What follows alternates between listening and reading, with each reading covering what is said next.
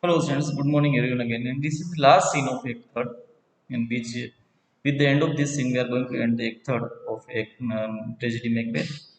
And you see here, students, in this act, we see the different lords, including Lennox and all, are sitting in palace, and they are discussing about the condition of Scotland and how the conditions of the Scotland will be changed in future and whether the sons of King Duncan, they from Donalbin and Malcolm, whether they will come to the security or the safety of the people of Scotland again or not, or whether they will fight for the welfare of the people or not. All these are they discussing in the palace.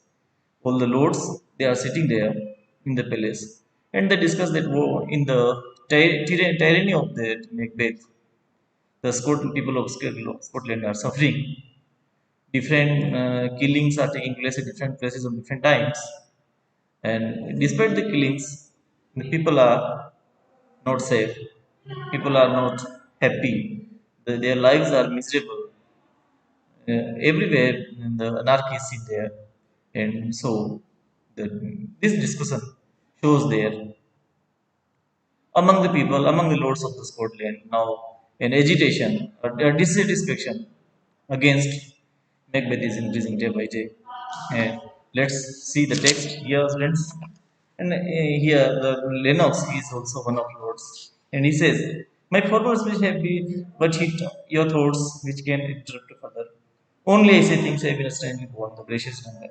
Was pitied of Macbeth, Mary he was dead, and the right well and will go to let whom you say if it please you, Prince killed, or Prince fled. Man must not walk too late. You see here, students, what are the views of Lennox? Lennox says that everything is under doubt. King Duncan, he was invited to Macbeth's place in Inverness, and he was killed there when he was taking the rest, when he was sleeping. After killing of Duncan, Benko, who was also a valiant or gallant personality, brave person, patriot who was for the Scotland, he was also killed when he was walking in the night in dark. And in both the cases, King Duncan's murder was accused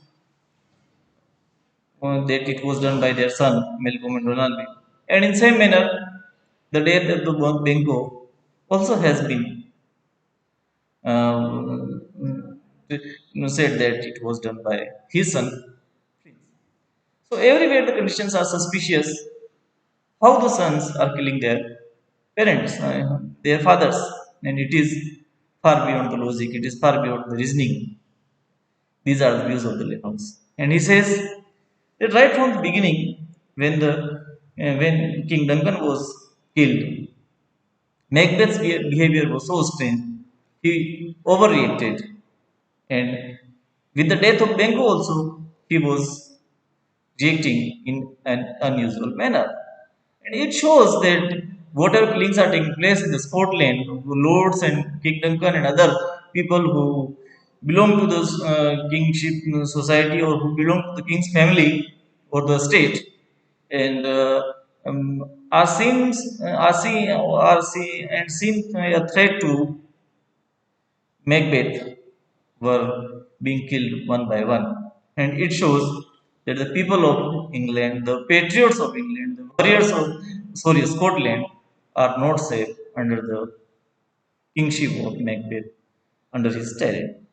And so he says to Lennox that it's better not to walk late or alone. And then he says, how did Green Macbeth did not stay it wise days, the two delinquent years that were the slaves of drink and trails of sleep? Was not the nobly done and wisely too, for that would anger the and hurt alive to hear the man deity. So that he has borne all things well, I do think that he Duncans under his sky. So then you read itself yourself this paragraph, and he says that whatever Macbeth was doing, it was under the suspicion, under the it was suspicious. And then other lord says the son of Duncan from whom this tyrant was the Duke birth lives in English court, he is received. But most bad at what is grace. That the malevolence of fortune nothing taken from his high respect. Either Macduff is going to play the holy king, upon is it to ignore the malignant victim. We are like Sivart that you help of these with whom who trick the work we may again give to our tables, meet, sleep to our nights. And he says that these are the views of other lord. He says that the sons of King Duncan, Malcolm, and Donald Bill, they are also not worried about the conditions of the Scotland. Different lords were sent to them, to Donald Bill and Malcolm, uh, to come back to Scotland and protect the people, protect the public against tyranny of Macbeth. But they are also not aware about that. They are also not paying their attention. They also don't want to fight for the benefit or for the welfare of Scotland. And he says that Malcolm is receiving Malcolm is receiving the facilities at England's king. So he is also not willing to take any fight or anything. And at last he says that they have sent that Macduff, and we hope that Macduff may or might get ready Malcolm to fight for Scotland. And other people also says that we get the information that he is also not paying attention towards the words of Macduff.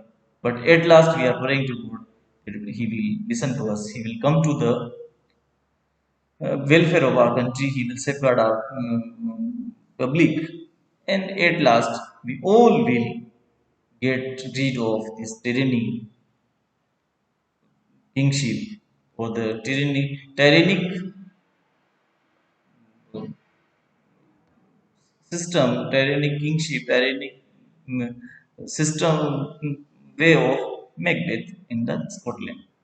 And at last, he says that advise him to question to hold what distance his wisdom can provide, and we all will be ready to fight against Macbeth when Malcolm or any son of King Duncan comes to the welfare of country.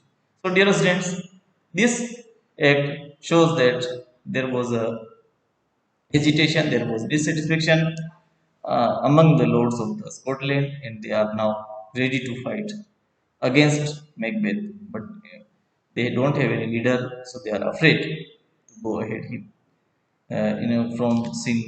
From Act Fourth, we will come to know how the conditions in the play changes. Thank you.